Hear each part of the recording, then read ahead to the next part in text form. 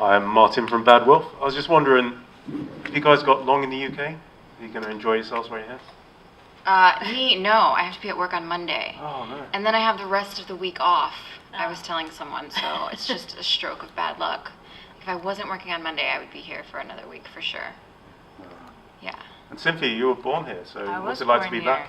It's always great to be here. I love London. In all its versions, grey, sunny, rainy. Mostly rainy. Mostly rainy.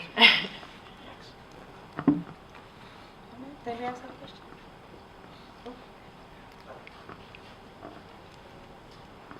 Hi, Kareem from Metro. Cynthia, you're one of several actors to have played Amanda Waller in recent years.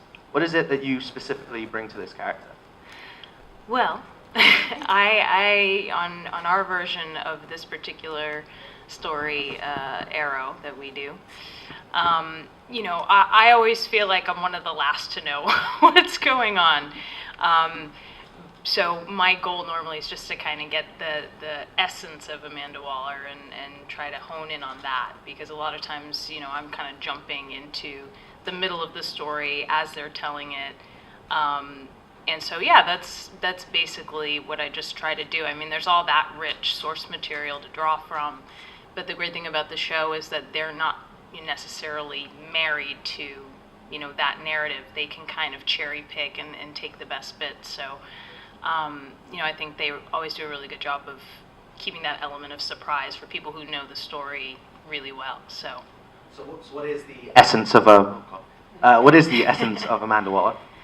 To me, I know that a lot of people see her as a bit of a villain, and I tend not to think of her that way. I just think she's a woman who does what needs to be done, and oftentimes that's unpleasant, but someone has to make the unpleasant choices in life, so that's kind of what she's tasked with. And so yeah, I sort of see it as not so much somebody who relishes doing evil things. It's just that she makes the difficult choices, and it's sort of like by any means necessary. So that's sort of my quick take on it.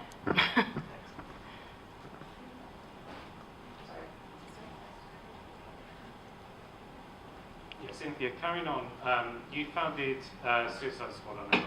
I mean, now that we unfortunately can't see that in the TV show, what do you feel about the movie that's coming out next year? Oh, I'll be the first in line. I can't wait. I'm like super pumped to see the movie, and of course I'm excited that Viola Davis is going to be doing her version of Amanda Waller, and I'm very honored to even be in the same company in terms of the other actresses that have portrayed that character.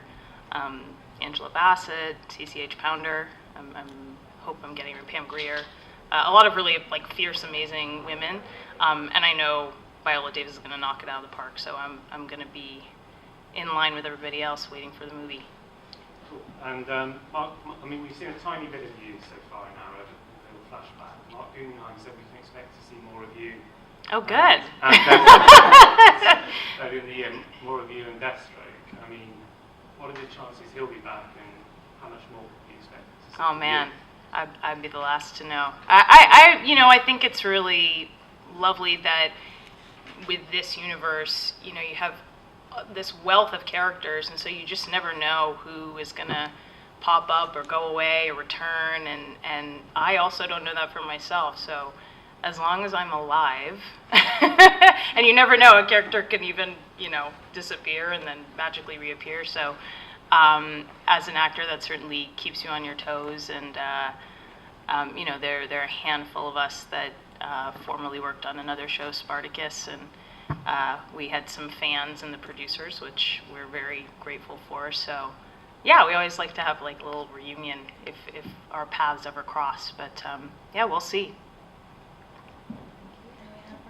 I'm Jen from Sci-Fi Now. For Iris's character, she's kind of really coming out on her own. At the moment, we're going to see more of her as a reporter, and what is it like to play a female character who is not defined by the relationship that she has with the main male character? We will see more of that, hopefully, in this season. I will say we haven't shot too much of that yet. If you've watched, I don't know where you guys are. Have you seen 3? 3's on Tuesday. So 3 on Tuesday. You definitely get to see Iris kind of be a badass reporter. So I think it's a tease of what's to come for Iris later in the season. I'm always advocating and hoping for more of that because that's kind of how we know Iris in the comic books as this kind of ace badass reporter.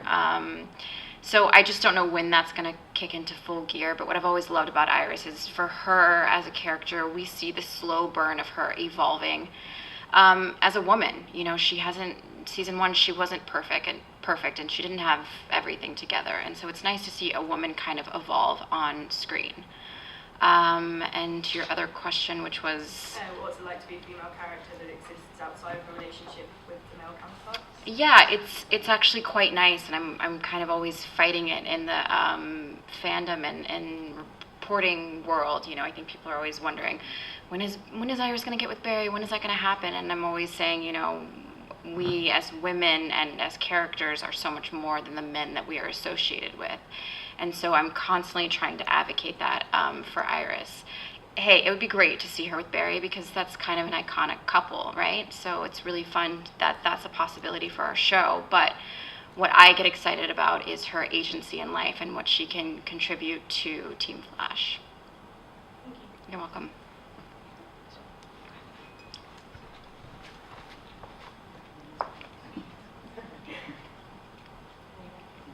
Hello, welcome to London. Colin from the DCU show on Sky Vision, Sky TV. We have two very strong role models and two very strong characters in front of us. Do you ever foresee your characters working together in some way in the future? In the DC in TV the greater world? DC TV universe, yeah. I don't know. I mean, anything's a possibility with these shows, especially with Legends of Tomorrow coming, the crossovers that we've already seen. Anything is possible. And I think that's what's so great about Andrew, Mark, Greg, Jeff Johns. I don't know. I think it would be great. That would be great. Yeah. I don't know much about Arrow. I've just started kind of watching every Wednesday night. I happen to be off on Wednesdays lately, and so I'm just starting to get into it.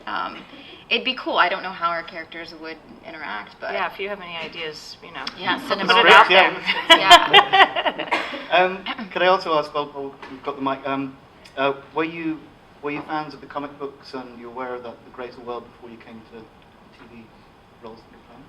I mean, for me, I had a really kind of casual relationship with comic books, you know, and what's really been wonderful to be part of a show like this is gives you that opportunity to explore those stories that are so rich that maybe you weren't familiar with, and also just get to know this incredible fan base. I mean, it's really astonishing to me to witness these sort of Comic-Cons as they've really grown and evolved, and it kind of, I think, speaks to the power of these stories. I mean, comic books have been around for a very long time, obviously, and, you know, at their best versions, they can really take advantage of just great storytelling and kind of focusing on larger themes. And so, yeah, I mean, it kind of feels like the possibilities are endless with comic book universes when they're done well. So I certainly appreciate it a lot more now that I'm working, you know, on something like this. Yeah, comic books in terms of the actual comic. No, I didn't grow up with those. They weren't really available to me. But I did grow up loving, you know, Saturday morning cartoons, so I was very familiar with Batman, Superman. Huge Batman fan. I've seen every Batman movie. I love Batman. So I was very familiar with this kind of comic idea, but I didn't know much about the Flash. I'd never read a Flash comic book. And so when I started to do that, and I still do it now to this day, we kind of keep the Flash comics. My makeup artist keeps them on her table so that when I'm getting ready, I can kind of flip through. It's still surreal because Iris is white, and like I'm reading these stories, and I'm like, wait, that's me. And it's a really cool thing because as a kid, when I'm watching Batman or Superman, and I'm watching the Lois Lanes and the Vicky Vales, it was never an imagining that I would ever get to play that ingenue. So it's cool that that's happening, and a lot of girls are watching that and are inspired. It's cool.